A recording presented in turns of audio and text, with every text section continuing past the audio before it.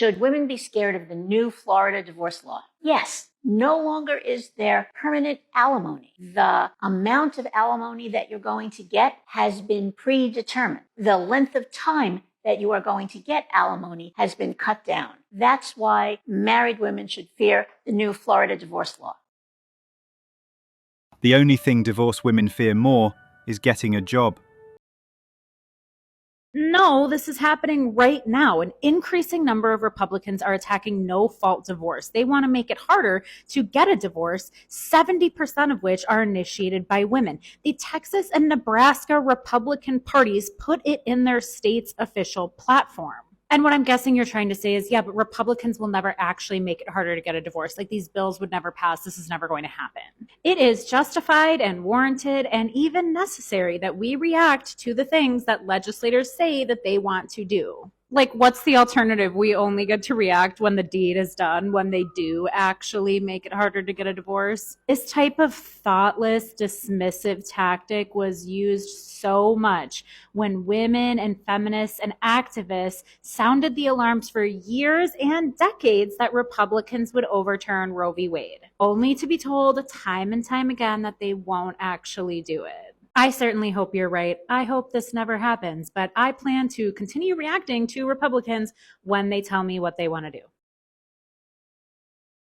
I just want to make something very clear. If a woman wants a divorce, that's reason enough for a divorce. It's looking like the GOP is coming after that next. We told you it wouldn't just be abortion. They're coming after no-fault divorce. So they want to make it where women can't just decide they want a divorce just because, they're unhappy. They have to prove infidelity or abuse. Because, we're subhuman. That's what they're saying. Oh, now they're panicking, because the no-fault divorce gravy train might hit a dead end. Suddenly marriage seems terrifying.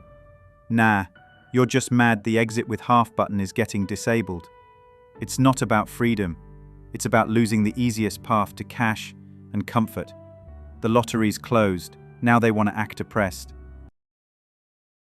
A divorce lawyer says she got 14 new clients after the election, nearly 3 times the normal number for the busiest of weeks. Political disagreements have been tearing families apart for a decade now, but 2024 seems to be on a whole other level. Which isn't surprising, of course. The contrast between the two respective sides of the political aisle could not possibly be more stark. And women's issues were, of course, one of the things that were at the center of this election. And it seems to have been a lot of women's last straw, if what divorce lawyer at Parker Lawyer on X experienced is any indication. In her tweet, she noted that aside from the fact that November is the slowest month of the year for divorce lawyers, a phenomenal week for her would be 5 new cases. Instead, she got 14 in just the 2 days after the election. And of course, it's possible that her surge in clients was driven by men, but it's highly unlikely as women initiate as much as 70% of divorce proceedings according to some estimates. And she's not the only legal professional who's noticed a surge. Social media is also full of posts from men saying that their wives have even already served them divorce papers since the election. Women are panicking because the loopholes they once exploited, no-fault divorce, emotional whim-based breakups, might finally be closing. Are we about to witness an alarming increase in divorce? No more 50% split on houses. This is what Donald Trump is proposing with new divorce laws. What do you think? Women are shaking because the golden parachute might be gone for good. No more marrying up and cashing out with half a house for emotional damage. Trump's proposal is the karma men have been waiting for. It's about time the system stops rewarding betrayal and bare minimum commitment. Men deserve fairness, not financial punishment for failed love. And women? They're just mad the free ride might be over. Wow, this would change getting married significantly. Donald Trump is hinting at changing the divorce law. No more 50% property sharing. Depending on the state you're in or how you set up your prenup, or if there is one, there isn't one, when you divorce your spouse, they get half. So he's proposing if you get divorced, the other person should not get half.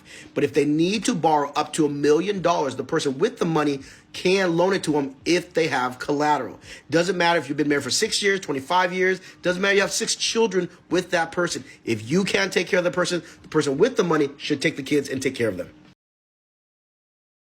I heard a guy say yesterday, he says, you never fully know your wife. This kind of made me laugh.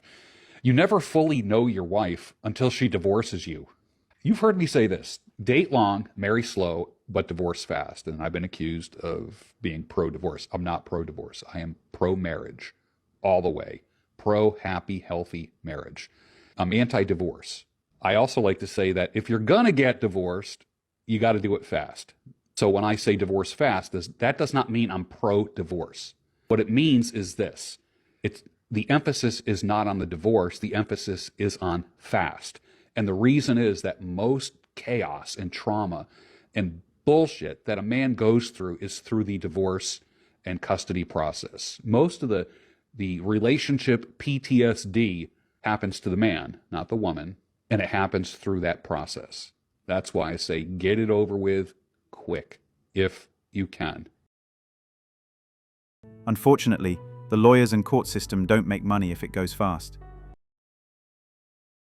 So this one's very interesting. Apparently, if you cheat on your spouse, and this is a bill that's going to be passed, or a law that is going to be passed in 2026 in the majority of states, that if you cheat on your spouse, you will possibly receive jail time. Like, it'll literally be illegal to do so. And y'all know how cheating culture is today. I mean, people cheating like crazy. It's an epidemic of infidelity, especially as it pertains to marriage on both sides. And so how does this change the dynamic of relationships going forward? But if this law passes, I can guarantee you there are going to be so many people you see never get married or try to get a divorce right before. I can guarantee you this is going to change the entire relationship system, and there's going to be like severely less marriages because there's a lot, y'all don't understand this, dude. There's a lot of people who be cheating out here, bro. It's a cold world. And so I think it's kind of a good thing, honestly. Hypergamy just got clocked, and now women are scared stiff. They won't marry unless the guy's 10 levels up, and with jail time for cheating, that ladder climbing just hit a wall. Watch them panic and orchestrate setups to make it look like he cheated. Because when the gold rush ends, sabotage begins. Women play dirty when the stakes are high, and now their exit strategies are collapsing. This law isn't just about punishing cheaters, it's about killing the game women mastered. If this law really implies marriages will decline, but manipulation? That's just getting started. What's the difference between how men are treated in a divorce and women are treated in a divorce? There's a bias against men receiving alimony. A lot of times, even if the man is entitled to alimony, he doesn't get alimony. The same applies to child support. I've been a divorce attorney for 20 years, and this shocks me to this day. Married men who aren't allowed to see their children can still be foster parents to somebody else's children. Let that sink in. Thanks for watching Manhood. If you want access to exclusive episodes and want to support the channel, hit that join button and become a member. Don't forget to like, subscribe, and share this video if it hit home. Drop your stories and thoughts in the comments. We read everyone. See you tomorrow.